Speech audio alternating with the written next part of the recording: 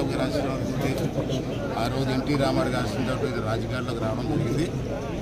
అప్పటి నుంచి అనేక పదవులు చేశాను.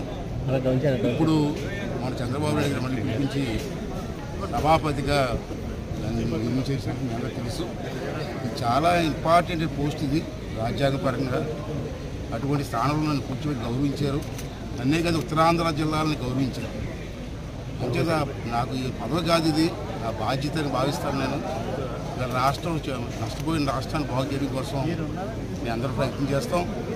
అలాగే అమ్మవారి టెంపుల్ చంద్రబాబు నాయుడు టైంలోనే శాంక్షన్ అయింది, అందరూ తెలుసు. 5 సంవత్సరాలు అలాగే నడుస్తూనే ఉంది. మళ్ళీ చంద్రబాబు గారు వచ్చారు, చంద్రబాబు గారి చేతుల మీద ఓపెన్ జరుగుతుంది. ఈ అమ్మవారి ఆశీస్సులు మన అందరికీ ఉండాలని, ఉత్తరాంధ్ర జిల్లా రాష్ట్రం మీద ఉండాలని, అలాగే ఈ సభని ముందాగా నడిపించి స్థైర్యాన్ని, ధైర్యాన్ని, ఆశీర్వాదాన్ని అమ్మవారి ఇవ్వాలని చెప్పి మీ